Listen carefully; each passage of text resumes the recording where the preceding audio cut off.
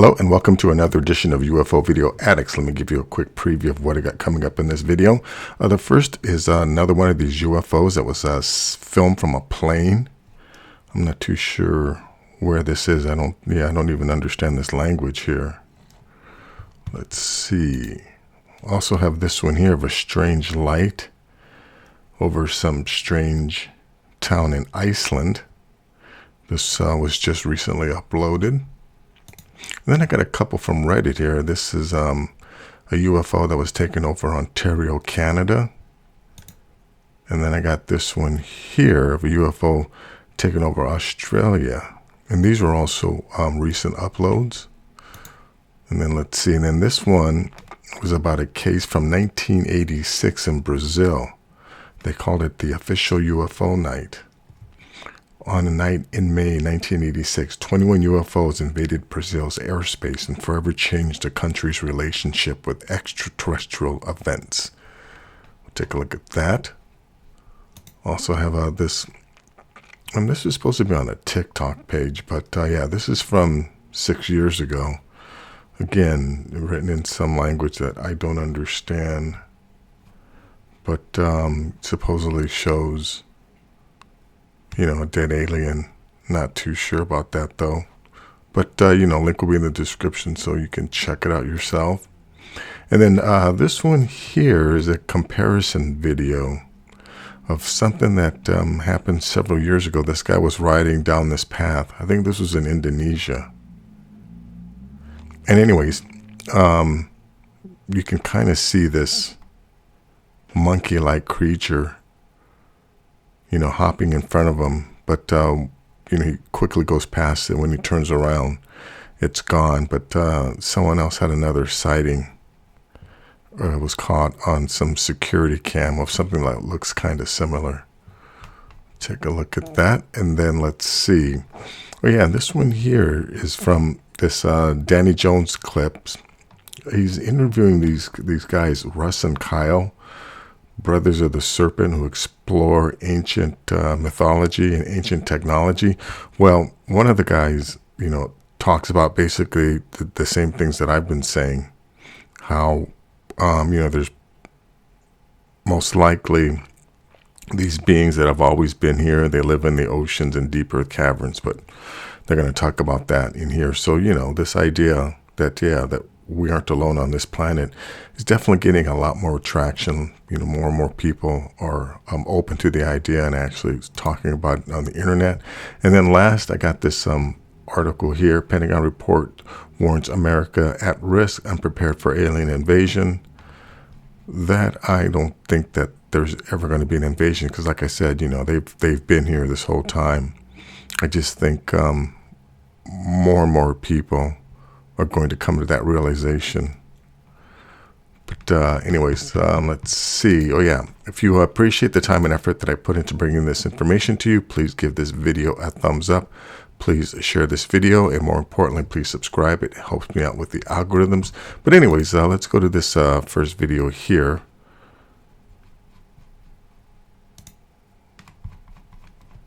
Yeah, check this thing out. You know what? This is like, what, the 5th or 6th video, of UFO taken from a plane or a helicopter. Yeah, look at the way that thing is twisting and turning.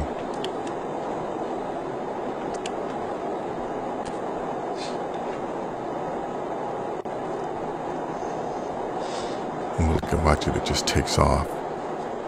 In an instant. That's that instant acceleration. Anyways, that's that. Let's see. This is a strange light over Grindavik. Let me go full screen on this because it is. Here, let me just back up a hair just before it appears. Yeah, you see, right? There's nothing there. And then remember, right here, it's just going to suddenly appear. Or, yeah, just gradually materialize, so to say. This is from January 25th, 2024, 8:41.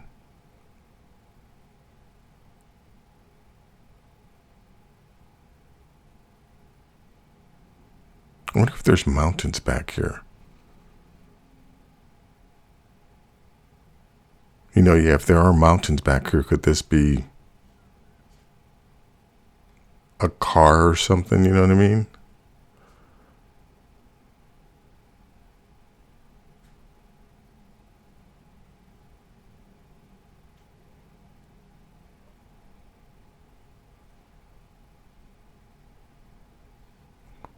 Yeah, but this is definitely slowly moving across the air here. Anyways, this is kind of boring. Link will be in the description. You want to check that out. Yeah, it just disappears, reappears. Let's see. This one is only 46 seconds. This is from Reddit.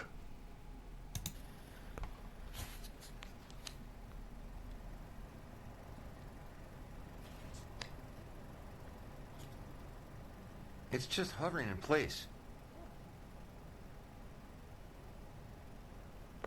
Look, obviously, you know, you can hear him say that. So if this thing was making any noise, we would be able to hear it.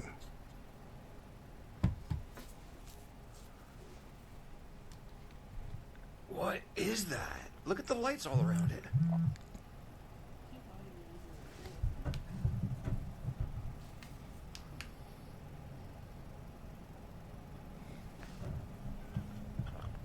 Yeah, look at those lights that are spinning around it. Anyways, that's that. And I found another one on Reddit. He's asking if this is real or fake. Now, this one is only 16 seconds. Let me back up a hair. Yeah, look at that craziness.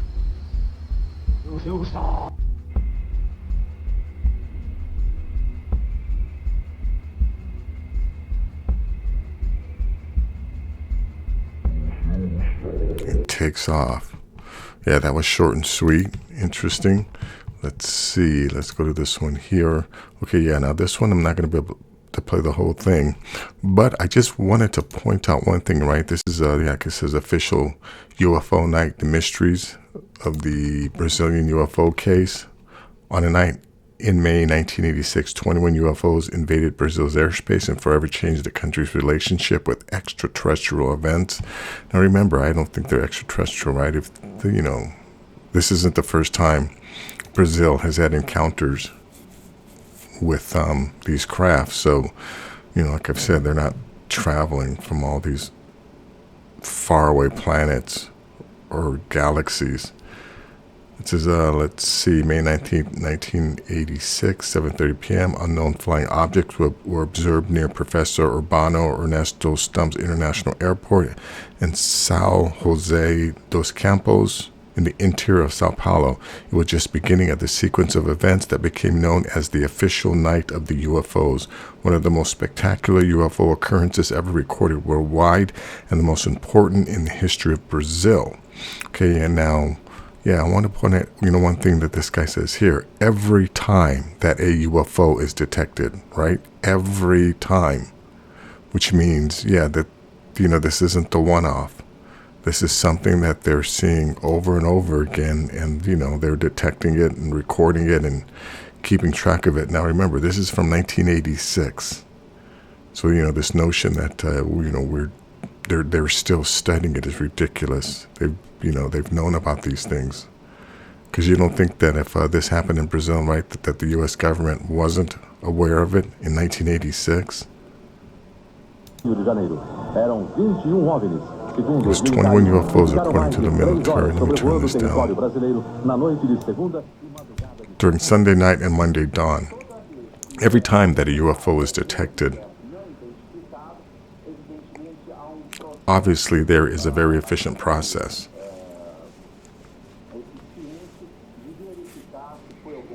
To verify if it was an airplane flying, if there was approved that it is something different. But when it is approved that it is something different, the aircrafts are called in.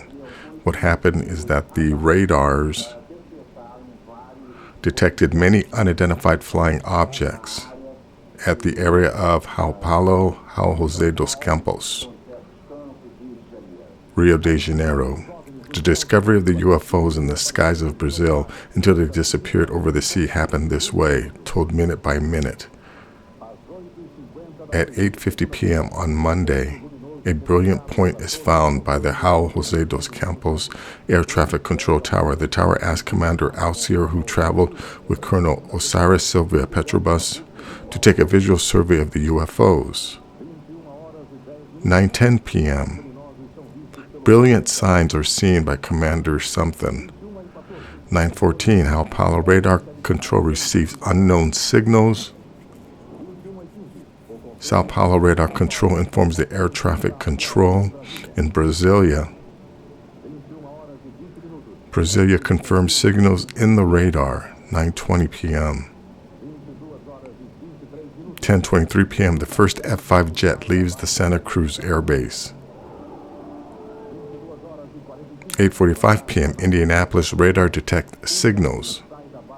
A Mirage leaves bases in something to UFOs. 11:50 p.m. The pilot of the first F-5s go after the UFO, sees balls of lights or so, starts chasing them. 11:17 p.m. Another Mirage leaves Annapolis base, making the chase even bigger. 11:20 Monday, the F-5s get radar signals for the first time. So they were sending planes from the United States, from Annapolis. 11:36 p.m. A third Mirage leaves the Annapolis Air Base. Commander Alcier from Embraer was the first to see those illuminated objects. When he was flying from Brasilia to the Campos, it looked like a very bright star with an orange-reddish color, something like that. When we warned S.J. dos Campos Control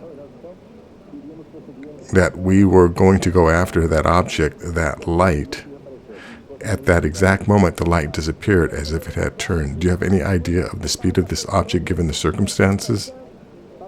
It was above 500 miles per hour. At that moment, I was at that speed too. Any idea of what it could have been?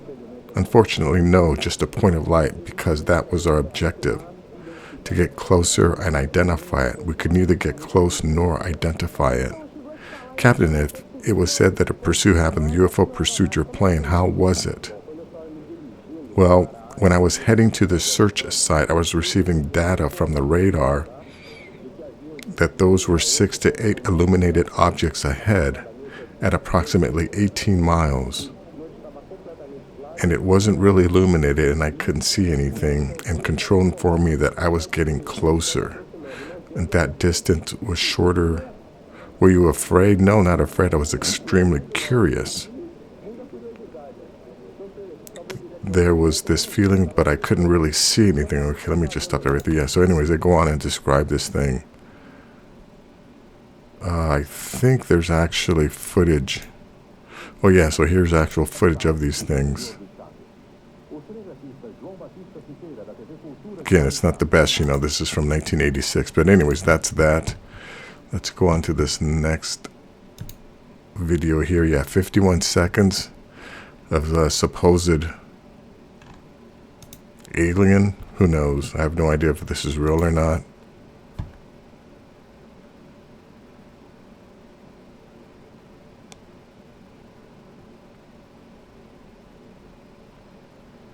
Look at the way the light is reflecting off the skin, though.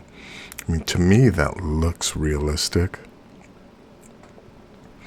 Here, this part here, I mean, it is kind of out of focus, but it looks kind of plasticky to me.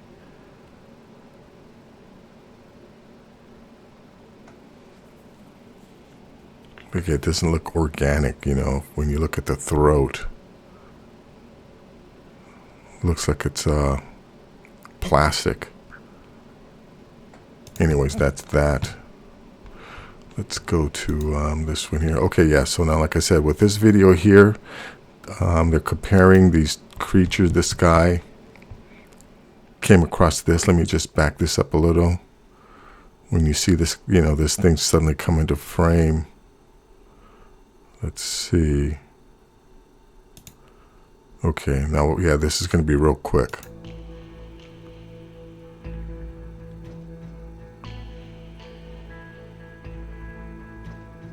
Yeah, you see that thing? Let me see, I don't think they show it again. Yeah, let me go back. This is just where it is. You're showing where it happened. Here we go. Check this out. Yeah, there it is. Look at that thing. Right? I mean, is that just a regular monkey? But it looks so much more human-like. Anyway, so someone got this other footage from a CCTV. Check this out. Yeah, you're gonna see this thing walk in from the top right of the screen. Yeah, look at that thing coming in. Look at how human, the way the knees bend.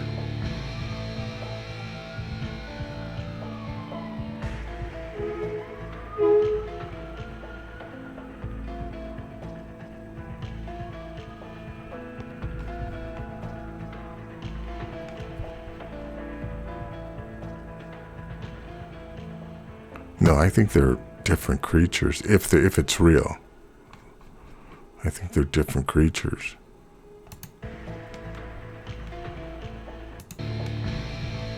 Let me just back up a little here, a little further.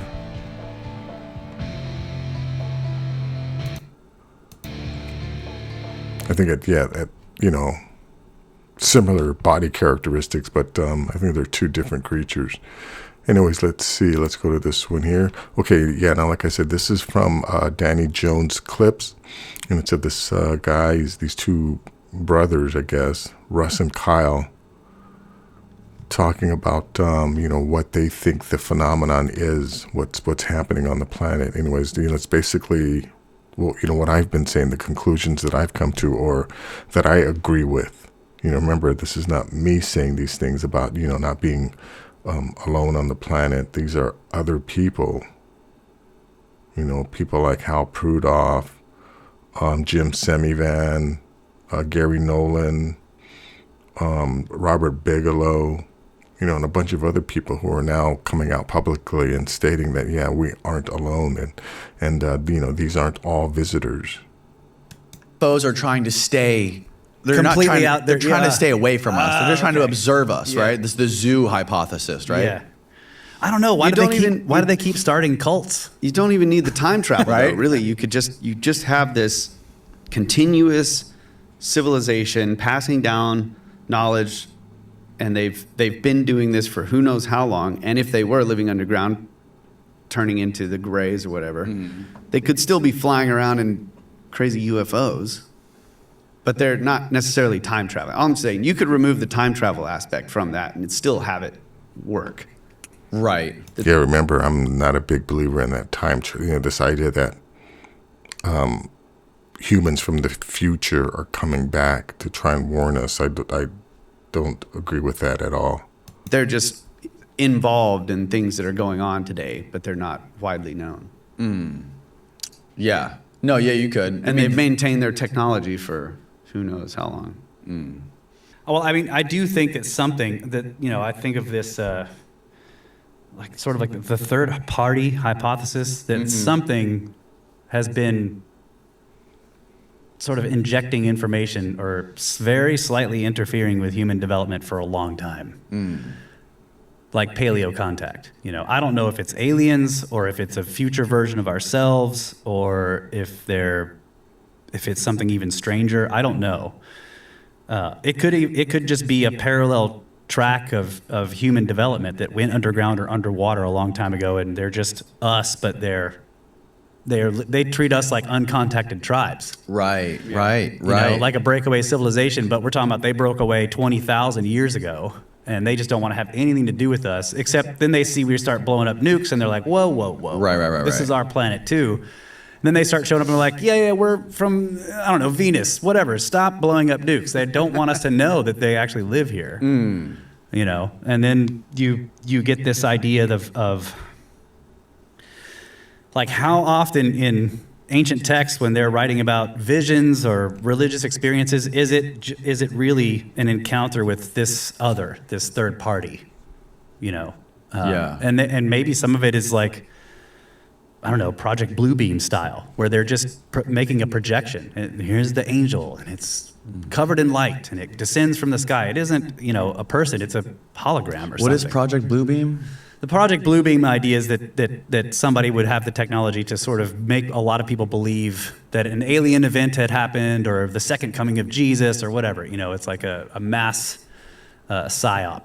That would be visible to everybody in the sky. Some kind of giant hologram. Oh, like 3D holograms. Yeah. Anyways, and he goes on to reiterate how, to ancient humans, right? If they were to see ships descend from the sky, like they would have no idea that that they came up out of the oceans 50 miles away, and then again just descended from the sky. They would automatically assume that that they're extraterrestrials and they're gods or angels coming here from faraway places, because they just witnessed them descending out of the sky. But again, it doesn't necessarily mean that they're coming from different planets or from outer space or anything like that. But anyways, it's very interesting. There's a bunch of these clips of these guys talking about, the evidence of ancient civilizations, proves that, that this planet was occupied, before the Younger Dryas event by some other advanced species of humans, and who knows what happened to them after the Younger Dryas event. But they do talk about a lot of the same things that I've said. But anyways, now this last article here about the Pentagon report warns America at risk, unprepared for alien invasion. I don't agree with that. According to a recently disclosed report, internal watchdogs at the Pentagon have concluded that U.S. officials are not equipped to protect the country in the event of a potential alien invasion, Daily Mail reported. Like I said, governments have known about these people for a long time. That video with the Brazil, it's from 1986. So of course they're prepared. And I've also seen fireman handbooks that talk about, what firemen should do if they encounter a UFO, how they're supposed to treat the public and how they have to be wary of the potential harm that they could get nuclear they could get harmed by the nuclear energy. Anyways, the document, now declassified, reveals that the Department of Defense doesn't have a well-organized system to monitor and study UFOs, now called Unidentified Anomalous Phenomenon. The Office of Inspector General warns that this lack of attention to UAPs could seriously threaten both military forces and national security. So again, I don't agree with that at all. I think that the Department of Defense has known about these things for a long time, and they do have contingencies, or they do know, how they're going to respond. And in fact, they already do, when there's crashes and things like that. They don't tell us about it. In response to the concerns raised in the report, the OIG has put forward 11 recommendations. These suggestions involve implementing protective policies and creating new tools specifically designed to deal with the possibility of an extraterrestrial attack. Again, we're not going to have extraterrestrial attacks, you know what I mean? The agency conducted the evaluation between May 2021 and June 2023, examining presidential and Department of Defense policies, directives, and guidance. The focus of the investigation included individuals responsible for setting requirements in areas such as intelligence gathering, counterintelligence, force protection, and safeguarding civil liberties.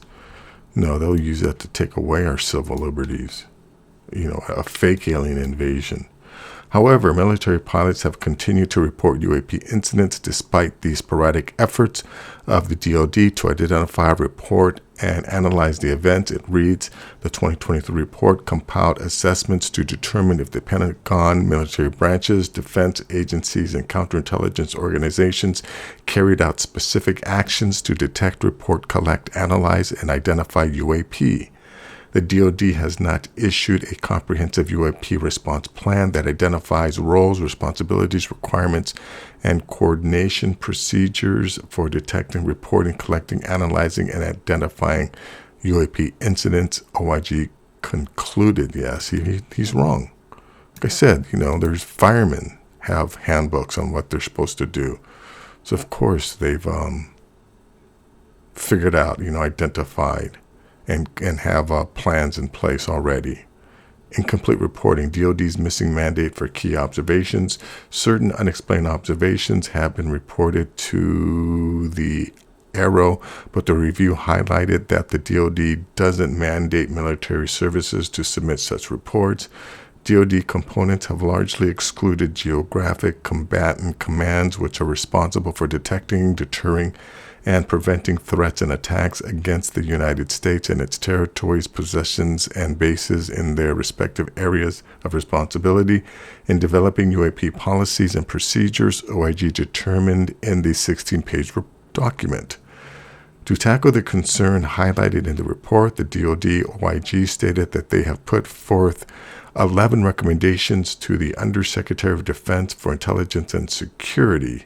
One of the recommendations suggested that the DoD should establish a policy to incorporate roles, responsibility, requirements, and coordination procedures related to UAP into existing intelligence, counterintelligence, and force protection policies and procedures. Furthermore, the report proposes that the chairman of the Joint Chiefs of Staff should guide the geographic combatant commanders concerning the detection, reporting, collection, analysis, and identification of unidentified anomalous phenomenon within their respective areas of responsibility. Guide the geographic combatant commanders. I wonder what combatant, is that like the police department? Anyways, that is going to be it. Hey, you know what? Thank you so much for making it all the way till the end.